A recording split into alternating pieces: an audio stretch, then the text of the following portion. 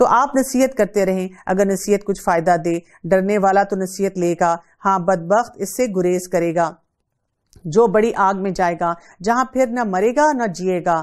قد افلح من تزکا، بے شک اس نے فلاح پائی جو پاک ہو گیا، اور جس نے اپنے رب کا نام یاد رکھا اور نماز پڑھتا رہا۔ تو فلاح کا نسخہ ہمیں یہاں پہ کیا بتایا جا رہا ہے کہ ہمیں کیا کرنا ہے، رب کے نام کو بھی یاد کریں، ان کے ذکر اذکار کرنے ہیں، اور رب کو یاد کرنے کی جتنی فارمل انفارمل شکلیں اس پہ توجہ دینی ہے، اور ساتھ نماز پہ توجہ دینی ہے۔ لیکن تم تو دنیا کی زندگی کو ترجیح دیتے ہو، اور آخرت بہت بہتر اور بہت بقا والی ہے۔ یہ باتیں پہلی کتابوں میں بھی ہیں، یعنی ابراہیم اور موسیٰ علیہ السلام کی کتابوں میں، یعنی تمام ادیان کے لوگ جو ہیں ان کے اوپر بھی لازم ہے کہ یہ کام کریں، کیونکہ کئی دفعہ ہمیں ایسے لگتا ہے ہمارے لیے تو بہت مشکلات آ گئی، یہ باقی لوگ کتنا انجوائے کر رہے ہیں اپنی زندگی کو، جبکہ اگر وہ بھی اپنے الہامی جو پیغامات ہیں اس کے مطابق دیکھیں تو تزکیہ نفس کی اتنی ہی اہمیت ان کے لیے بھی ہے جتنی ہم سب کے لیے ہے۔ سورہ الغاشیہ، بسم اللہ الرحمن الرحیم۔ هل اتاک حدیث الغاشیہ وجوہ یومئذ خاشعہ عاملۃ ناصبہ تصلی نارا حامیہ۔ شروع کرتی ہوں اللہ کے نام سے جو بہت مہربان اور نہایت رحم فرمانے والا ہے۔ کیا تجھے بھی چھا جانے والی قیامت کی خبر پہنچی ہے؟ اس دن بہت سے چہرے ذلیل ہوں گے اور محنت کرنے والے تھکے ہوئے ہوں گے اور دہکتی ہوئی آگ میں جائیں گے، نہایت گرم چشمے کا پانی ان کو پلایا جائے گا، ان کے لیے کانٹے دار درختوں کے سوا اور کچھ کھانا نہ ہوگا جو نہ موٹا کرے گا اور نہ بھوک مٹائے گا۔ اب آپ دیکھیں یہاں پہ کچھ لوگوں کا ذکر کیا جا رہا ہے، کون سے؟ عاملۃ ناصبہ، کہ کچھ لوگ ایسے ہوں گے جنہوں نے بہت محنت کی ہے، لیکن جیسے محنت انسان کرتا ہے اور جب اس کو اس کا صلہ ملتا ہے تو بڑا خوش ہوتا ہے، اس کے اندر بڑی ایک ایکٹیویٹی، بڑی انرجی آتی ہے، لیکن یہاں پہ کیا بتایا جا رہا ہے کہ وہ تھکے ہوئے ہوں گے۔ اور پھر آپ دیکھیں کہ ان کے پورے انجام کے بارے میں ہمیں بتایا جا رہا ہے کہ وہاں پر ان کو کیا کچھ ملنے والا ہے۔ اور اس کے برعکس ہم دیکھتے ہیں بہت سے چہرے اس دن تر و تازہ ہوں گے، اپنی کوششوں پر خوش ہوں گے اور بلند و بالا جنتوں میں ہوں گے، جہاں کوئی بےہودہ بات نہیں سنیں گے، جہاں بہتا ہوا چشمہ ہوگا اور اس میں اونچے اونچے تخت ہوں گے اور پینے کے برتن رکھے ہوئے ہوں گے اور قطار میں لگے ہوئے تکیے ہوں گے اور مخملی مسندیں پھیلی ہوئی ہوں گی۔ تو یہاں پر آپ دیکھیں فرق دیکھ لیں، جیسے کہ آیت نمبر 3 میں ان کا ذکر آیا جو محنت کر رہے ہیں لیکن تھکے ہوئے ہیں، اور آیت نمبر 8 میں کیا آ رہا ہے؟ وَوُجُوهٌ يَوْمَئِذٍ نَاعِمَةٌ، کہ وہ کون سے لوگ ہیں کہ یہ اپنی بہت ساری کوشش پہ اب خوش ہوں گے۔ تو یہاں سے ہمیں ایک بات تو سمجھ آتی ہے کہ دنیا میں رہتے ہوئے انسان کو محنت تو کرنی ہے، کام تو کرنا ہے، صبح اٹھنا بھی ہے، اور آپ کو بہت سارے تعلقات بھی نبھانے ہیں، آپ کو بہت سارے معاملات میں سٹرگلز بھی کرنی ہیں، لیکن ایک شخص کی سٹرگل ایسی ہے کہ وہ کر بھی رہا ہے سٹرگل، اس کو دنیا میں بھی وہ تھکا رہی ہے اور آخرت کے لیے بھی اس کے لیے غلط اسباب جمع ہو رہے ہیں، اور دوسری طرف تھکن ایسی ہے یا سٹرگل ایسی ہے کہ وہ اس کو حشاش بشاش کر رہی ہے، اور پھر دیکھیں کہ آخرت کا بھی وہ بہترین رزلٹ سامنے آ رہا ہے۔ کیا یہ اونٹوں کو نہیں دیکھتے کہ وہ کس طرح پیدا کیے گئے، اور آسمان کو کہ کس طرح اونچا کیا گیا، اور پہاڑوں کی طرف کہ کس طرح گاڑ دیے گئے، اور زمین کی طرف کہ کس طرح بچھائی گئی ہے؟ یعنی آپ کوئی بھی سائنس سبجیکٹ لے لیں اور آپ اس کو پڑھنا شروع کر دیں، اور اس کو پڑھتے پڑھتے آپ اللہ کی معرفت تک پہنچ جائیں گے۔ یہ اور بات ہے کہ جو دنیا کے لیے اپنے آپ کو تھکاتا ہے اس کو یہ بات نظر ہی نہیں آئے گی۔ بس آپ نصیحت کر دیا کریں، کیونکہ آپ صرف نصیحت کرنے والے ہیں، آپ کچھ ان پر دروغہ نہیں ہیں۔ ہاں، جو شخص روح گردانی کرے اور کفر کرے اس سے اللہ بہت بڑا عذاب دے گا۔ بے شک ہماری طرف ان کا لوٹنا ہے اور بے شک ہمارے ذمہ ان کا حساب لینا ہے۔ اِنَّا إِلَيْنَا إِيَابَهُمْ ثُمَّ إِنَّا عَلَيْنَا حِسَابَهُمْ۔ تو بات یہ کہ لوٹنا تو ہم نے ادھر ہی ہے، اس کے بارے میں تو ہم سب کو بہت کلیئرٹی سے پتا ہونا چاہیے، ادھر ہی جانا ہے۔ محنت بھی دنیا میں ہمیں کرنی پڑنی ہے، اس کے بارے میں بھی ہمیں پتا ہی ہے کہ محنت کے بغیر سروائیول نہیں ہے۔ ہم کہتے ہیں نا سروائیول آف دا فٹسٹ، جو جتنی محنت کرتا ہے اپنے آپ کو پروو کرتا ہے وہ آگے بڑھتا چلا جاتا ہے، لیکن مسئلہ اصل یہ ہے کہ اس کا سٹینڈرڈ کیا ہے، اس کی یارڈ سٹک کیا ہے، اس کے بینچ مارکس کیا ہیں، کس کے مطابق ہم نے یہ فیصلہ کیا۔ ابو ہریرہ رضی اللہ عنہ سے روایت ہے کہ رسول اللہ صلی اللہ علیہ وسلم نے فرمایا، بوڑھے آدمی کا دل دو چیزوں کے بارے میں ہمیشہ جوان ہی رہتا ہے، ایک دنیا کی محبت اور دوسری چیز اس کی لمبی امید ہے۔ अद्दी बिन हातिम रज़ियल्लाहु अन्हु बयान करते हैं कि रसूलुल्लाह सल्लल्लाहु अलैहि वसल्लम ने जहन्नम का जिक्र किया तो उससे पनाह मांगी और अपना चेहरा दूसरी तरफ कर लिया, फिर जहन्नम का जिक्र किया और उससे पनाह मांगी और अपना चेहरा मोड़ लिया। 3 मरतबा आप सल्लल्लाहु अलैहि वसल्लम ने ऐसा किया और हमने समझा कि आप जहन्नम की तरफ देख रहे हैं। फिर आपने फरमाया जहन्नम की आग से बचो, ख्वाह खजूर के एक टुकड़े के सदका देने के साथ ही बचना पड़े, अगर ये ना हो तो लोगों से भली बात करो। अब यहाँ पर हमें ये पता चलता है कि जहन्नम ऐसी चीज है जिसके बारे में थोड़ा सा सोच लेना चाहिए। यानी जब हम अपना अमाल को देखें ना, मैंने क्या फैसला किया, इस वक्त मैंने यहाँ पे क्या काम करना है, तो थोड़ी देर के लिए विजुलाइज करना चाहिए कि ये काम जो मैं इस वक्त दुनिया में करने लगी हूँ, जिस काम में मैं अपने आप को थकाने लगी, मुझे किस डायरेक्शन में लेकर जाएगा। और जब हम उस शिद्दत को महसूस करेंगे तो तभी हमारे अंदर वो बिहेवियर आएगा कि यहाँ मैंने अपने आप के लिए फुल स्टॉप लगाना है या इस काम को इख्तियार करना है। सूरह अल फजर, बिस्मिल्लाहिर्रहमानिर्रहीम, वल फज्र वलयालिन अश्र वश्शफ़्इ वल वत्र वल्लैलि इज़ा यस्र। शुरू करती हूँ अल्लाह के नाम से जो बहुत मेहरबान और नहायत रहम फरमाने वाला है। कसम है फजर की और 10 रातों की और जुफ्त और ताक की और रात जब चलने लगे, क्या इनमें अक्लमंदों के वास्ते काफी कसम है। अब आप देखें कि यहाँ पर बहुत सी फिर कसमें खाई गई हैं, फजर के वक्त की कसम खाई गई है और फजर की अहमियत को भी हम समझते हैं। इसके साथ साथ जो है 10 रातों की खाई गई है। कुछ इसमें जो है मुख्तलिफ अकवाल आते हैं। एक के मुताबिक ये जो रमजान का आखिरी अशरा है उसकी तरफ इशारा है, लेकिन एक कॉल से हमें ये पता चलता है कि ये जो अरफा का दिन है, जो ज़िलहज्जा के 10 दिन हैं, उनकी तरफ इशारा किया जा रहा है। अबू कतादा रज़ियल्लाहु अन्हु बयान करते हैं कि रसूलुल्लाह सल्लल्लाहु अलैहि वसल्लम ने अरफा के दिन के रोजे के बारे में पूछा गया तो आपने फरमाया मुझे उम्मीद है कि इस रोजे के बदले अल्लाह ताला 1 साल गुज़श्ता और 1 साल आइंदा के गुनाह माफ फरमा देगा। और फिर आप देखिए कि उन 10 दिनों के अमाल की जो फजीलत है वो भी हमें पता है। फिर जुफ्त और ताक की बात की गई है। ताक क्या है? ताक का इशारा अल्लाह सुब्हानहू तआला की तरफ है कि ताक, क्रिएटर ताक नंबर में है, वाहिद एक है, यानी उसका कोई काउंटर पार्ट नहीं है। और बाकी जितनी अल्लाह की क्रिएशन है जुफ्त, वो इवन नंबर में है, आपको पेयर्स में मिलेगी। अब तो आप देखिए माइक्रोस्कोपिक लेवल पर भी जिन चीजों को देखा जा रहा है तो उनके पेयर्स को आइडेंटिफाई किया जा रहा है। क्या आपने नहीं देखा कि आपके रब ने आदियों के साथ क्या किया, सुतूनों वाले इरम के साथ जिसके मानित कोई कौम मुल्कों में पैदा ही नहीं हुई थी, और समूदियों के साथ जिन्होंने वादी में बड़े बड़े पत्थर तराशे थे, और फिरौनियों के साथ जो मेखों वाला था। इन सब ने शहरों में सर उठा रखा था और बहुत फसाद मचा रखा था। आखिर तेरे रब ने इन सब पर अजाब का कोड़ा बरसाया। यकीनन तेरा रब घात में है। और इंसान का ये हाल है कि जब इसे इसका रब आजमाता है और इज्जत और नेमत देता है तो कहने लगता है कि मेरे रब ने मुझे इज्जतदार बनाया, और जब उसको आजमाता है और उसकी रोजी तंग करता है तो कहने लगता है कि मेरे रब ने मेरी तौहीन की और मुझे जलील कर दिया। ऐसा हरगिज नहीं, बल्कि बात यह है कि तुम ही लोग यतीमों की इज्जत नहीं करते। अब आप देखें कि यहाँ पर हमें एक तो बहुत अहम कॉन्सेप्ट दिया जा रहा है, क्योंकि हमारी सोसाइटी में लोग ये समझते हैं कि जब कोई अल्लाह ताला की तरफ से इज्जत दी जाती है, पैसा आता है, जिंदगी में बहुत आसाइशें आती हैं, तो इसका मतलब है अल्लाह नवाज रहा है। और जब कोई तंगी होती है तो इसका मतलब है आजमाइश आ गई है। जबकि यहाँ पर दोनों चीजों के लिए क्या कहा गया है? रब की आजमाइश। कभी अल्लाह ताला इज्जत दे के आजमाता है और कभी अल्लाह ताला जो है जलील करके आजमाता है। दोनों सिचुएशन में हमें देखना ये होगा कि हमने उस सारे मामले को कैसे लेकर चलना है। क्योंकि ये जो इज्जत है ना, जो काफिर है वो कैसे समझता है? काफिर के नजदीक इज्जत का मेयार क्या होता है कि उसको पैसा मिल जाए, उसको पॉपुलैरिटी मिल जाए, उसको तवज्जो मिल जाए, उसको कोई भी दुनिया की चीज मिल जाए। लेकिन जो मोमिन होता है उसके नजदीक क्या वैल्यू रखती है किसी भी मामले में, जो भी उसकी जिंदगी में आता है, कि तकवा उसका कितना है, दीन की दुरुस्तगी कितनी है, सुन्नत के मुताबिक वो कितने मामलात को लेके चल रहा है, और अपनी आखिरत के बारे में उसका जो है क्या कॉन्सेप्ट है, कितना वो आखिरत के बारे में जो है यकीन भी रखता है और उसके बारे में सोचता भी है। और इन लोगों के लिए क्या कहा गया कि तुम लोग यतीमों की इज्जत नहीं करते।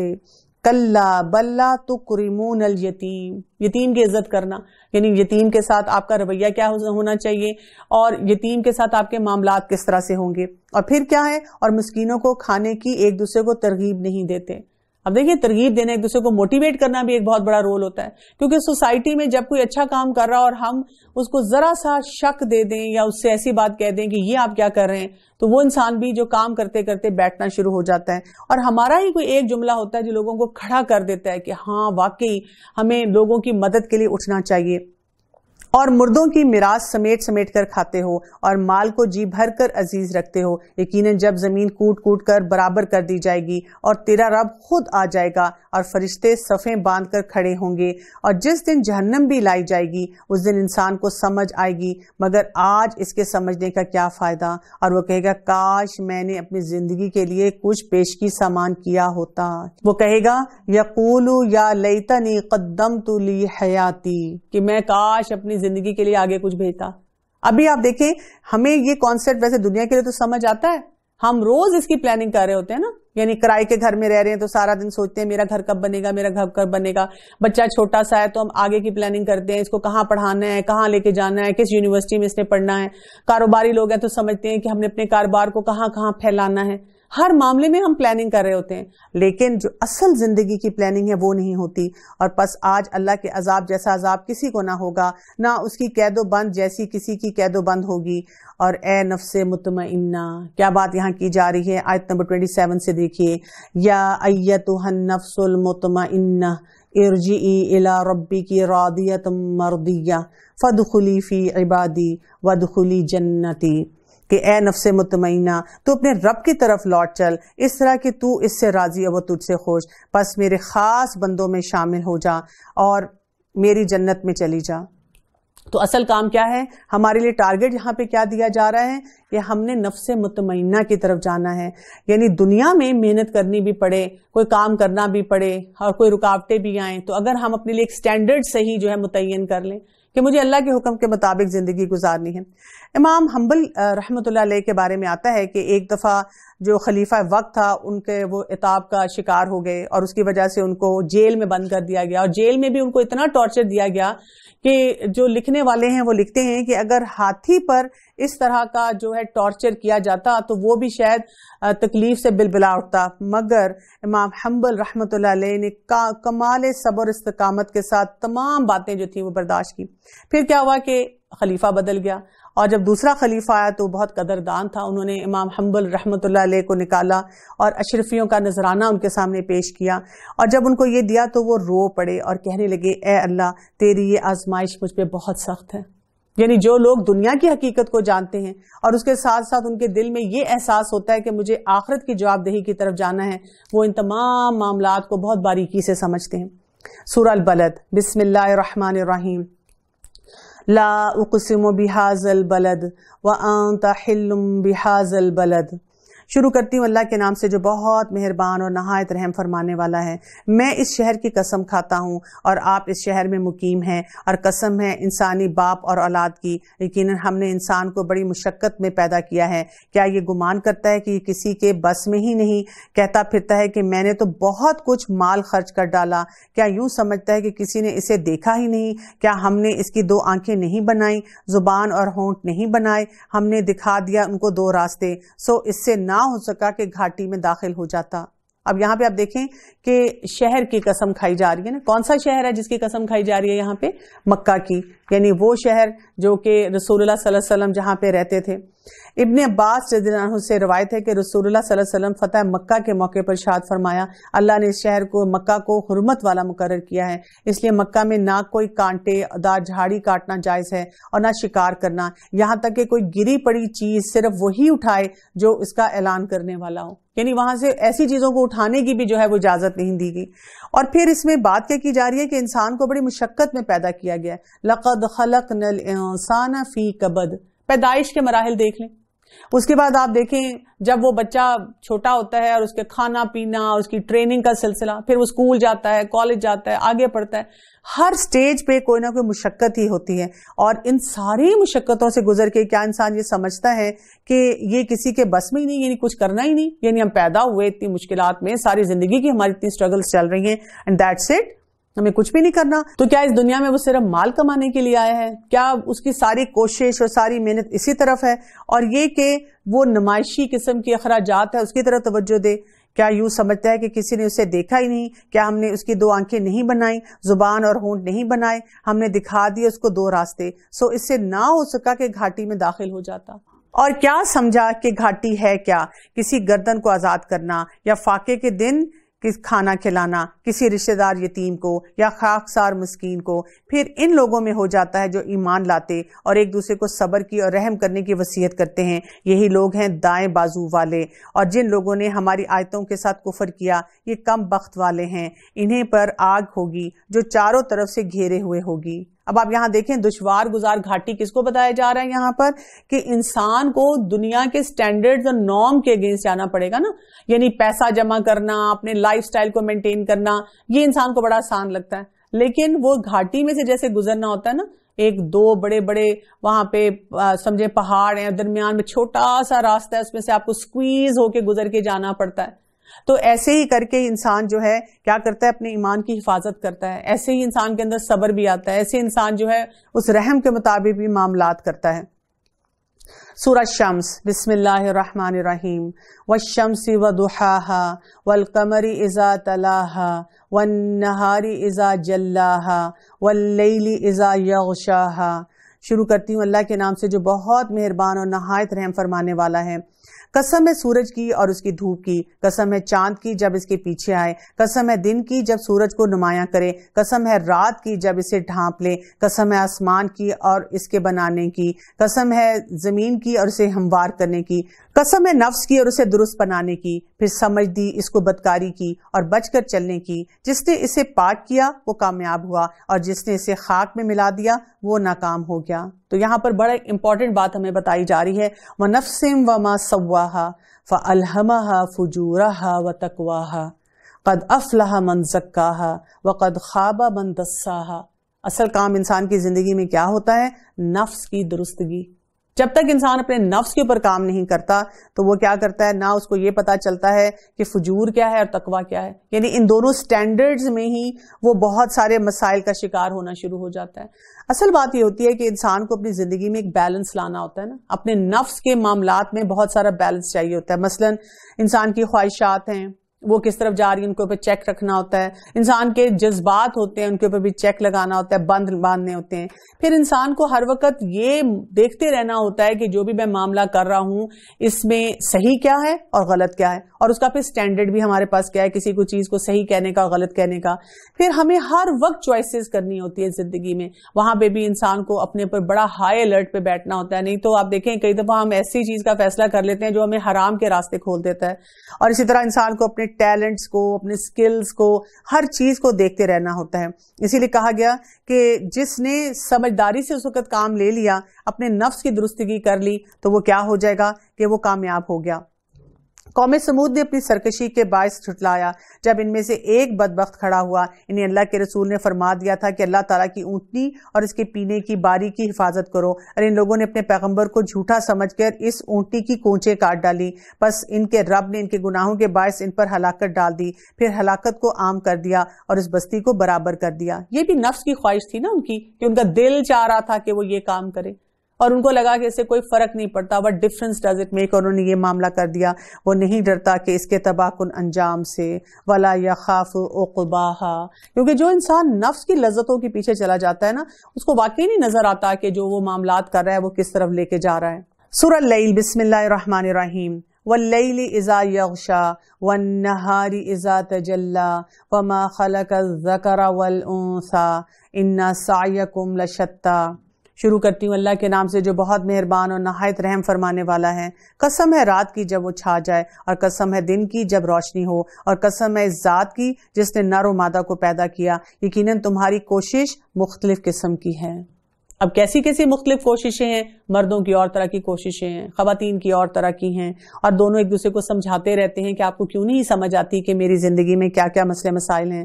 اسی طرح آپ دیکھیں ہر گھر میں بھی ڈفرینٹ قسم کی ڈائنامکس چل رہے ہوتے ہیں, اس کے مطابق کوششیں ہوتی ہیں.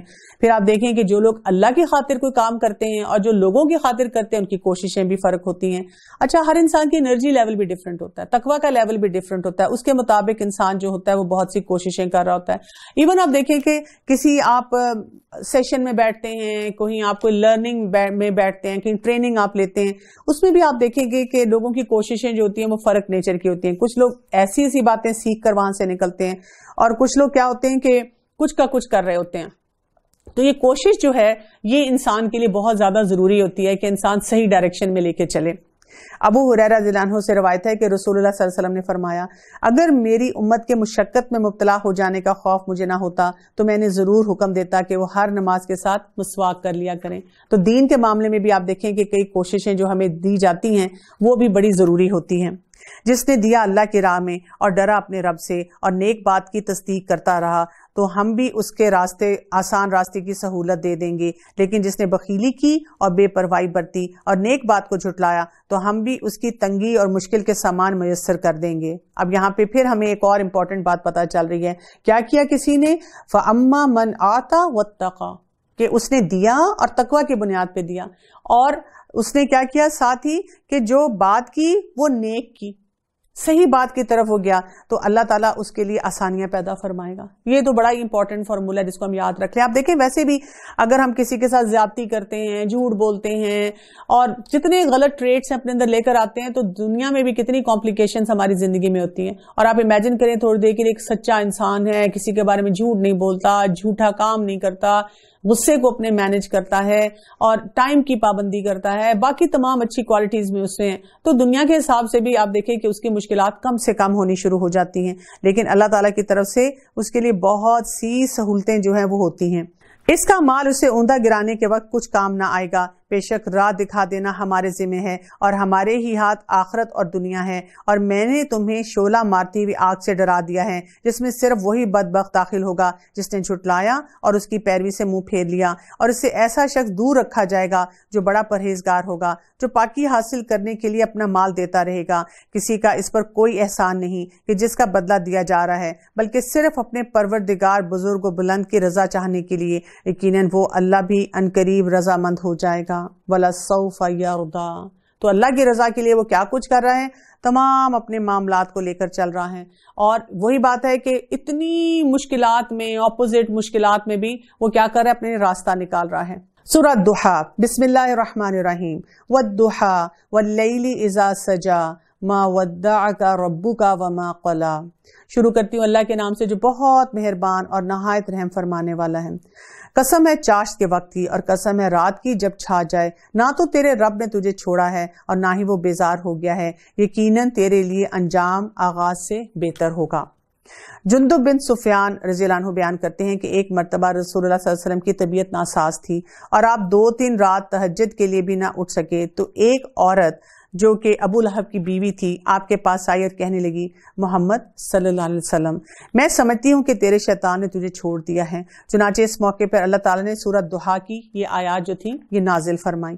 और ये देखें, ये हम में से हर शख्स को सहारा देती है, जिनके कभी भी हमें ऐसा महसूस हो रहा हो कि मेरी कोई वैल्यू नहीं है, मेरे साथ कोई नहीं है, मैं दीन के मामले में तन्हा हूँ, मैं बहुत लोनलीनेस महसूस कर रहा हूँ, तो जब हम ये सूरतें पढ़ते हैं तो हमें फिर यही चीज महसूस करनी चाहिए कि अल्लाह, जब हम अल्लाह के रास्ते पे चलते हैं ना तो अल्लाह अकेला तन्हा नहीं छोड़ता। यकीनन तेरे लिए अंजाम आगाज से बेहतर होगा, तुझे तेरा रब बहुत जल्द अनाम देगा और तू राजी और खुश हो जाएगा। क्या इसने यतीम पाकर जगह नहीं दी? क्या और तुझे राह भूला पाकर हदायत नहीं दी और तुझे नादार पाकर तवंगर नहीं बना दिया? बस यतीम पर भी तू सख्ती ना किया कर और ना सवाल करने वाले को डांट डपट कर। वो अम्मा बी निअमती रब्बी का फहद्दिस, और अपने रब की नेमतों को बयान करता रहे। यहाँ पे हमें क्या सीखने की जरूरत है कि जब हम भी किसी मामले में परेशान हों, जैसे रसूलुल्लाह सल्लल्लाहु अलैहि वसल्लम को कहा जा रहा है कि बचपन से जवानी तक जो भी आपकी जिंदगी में मुश्किलात थी, आप देखें कहाँ कहाँ अल्लाह की मदद आपके लिए आई। और इसी तरह अगर हम अपना भी ग्राफ बनाए ना, जो जिंदगी में मुश्किलात हों, क्योंकि कुछ लोगों को आदत ये होती है कि वो अपने मसाइल का बहुत तज़किरा करते हैं, मेरी जिंदगी में ये मसला, मेरी ये ट्रेजेडी, मेरी ये मुश्किल आई। लेकिन अगर हम ये देखें कि हमने उससे क्या कुछ सीखा, हमें कितने फायदे हुए, तो नेमत का इजहार और उसका बयान करना जरूरी है। और उससे क्या होता है, इंसान को स्ट्रेंथ भी मिलती है, कुव्वत भी मिलती है।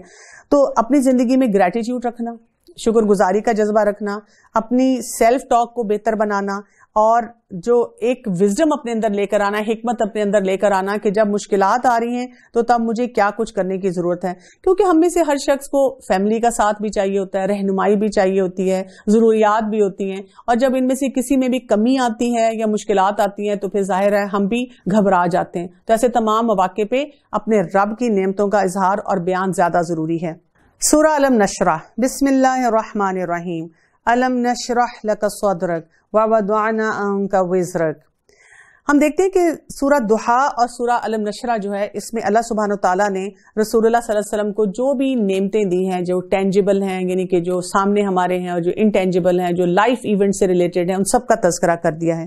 تو اس میں آتا ہے، شروع کرتی ہوں اللہ کے نام سے جو بہت مہربان اور نہایت رحم فرمانے والا ہے۔ کیا ہم نے تیرا سینہ نہیں کھول دیا اور تجھ پر سے تیرا بوجھ ہم نے نہیں اتار دیا، جس نے تیری پیٹھ کو توڑ رکھا تھا اور ہم نے تیرا ذکر بلند کر دیا۔ بہت اہم پیغامات اس میں دیے جا رہے ہیں۔ یہاں رہا علم نشرح، اس میں کیا ہوتا ہے، وہ ایسے گوشت کے لیے لفظ آتا ہے جس کو ویسے استعمال کرنا مشکل ہوتا ہے، لیکن اگر اس کو چاپ کر کے چھوٹے چھوٹے پیسز کر دیے جائیں تو آسانی سے اس کو استعمال کر دیا جاتا ہے۔ تو یعنی کہ وسعت ہو جائے سینے میں، انسان کے لیے آسانی ہو جائے بہت سے معاملات میں، انسان کا دل کھل جائے۔ تو دل کھلنا جو ہوتا ہے وہ کیسے ہوتا ہے؟ مثلا آپ دیکھیں زندگی میں کتنے ٹف میٹرز ہوتے ہیں نا، بڑی مشکلات ہوتی ہیں جس میں دل نہیں کھلتا، یا زندگی میں بڑی کمپلیکیشنز ہوتی ہیں۔ اس کے ساتھ آپ دیکھیں کئی جگہوں پہ ہمیں بہت سا ریزسٹنس مل رہا ہوتا ہے، ہمیں سمجھ نہیں آ رہی تھی کہ ہم صحیح بات کر رہے ہیں لیکن کیسے اس کو آگے بڑھائیں۔ پھر اسی طرح ہمیں کہیں پہ وزڈم کی ضرورت ہوتی ہے کہ حکمت کے ساتھ ہم نے معاملات کو لے کر چلنا ہے، اور پھر ہمیں دور کا سوچنا ہے۔ تو یہ تمام معاملات ہیں جس کی طرف اشارہ کیا جا رہا ہے کہ اللہ تعالیٰ نے کیسے رسول اللہ صلی اللہ علیہ وسلم کا سینہ کھولا، اور کتنے بوجھ تھے آپ صلی اللہ علیہ وسلم پر جن کو کم کر دیا، اور ایسے بوجھوں کا ذکر کیا جا رہا ہے جنہوں نے آپ صلی اللہ علیہ وسلم کی کمر کو توڑا ہوا تھا۔ یعنی ہماری زندگی میں بھی کئی دفعہ ایسے بوجھ ہوتے ہیں نا، جیسے آپ دیکھیں کہ رسول اللہ صلی اللہ علیہ وسلم کس طرح سے اس سرچ میں تھے کہ جاتے تھے، غار حرا میں بیٹھتے تھے، غور و فکر کرتے تھے، زندگی کی حقیقت کے بارے میں سوچتے تھے۔ پھر وحی کا آنا، وہ بھی ایک بہت مشکل وقت ہوتا تھا۔ پھر ہم دیکھتے ہیں کہ نبوت سے پہلے اور نبوت کے بعد جو لوگوں نے آپ کے ساتھ معاملات کیے۔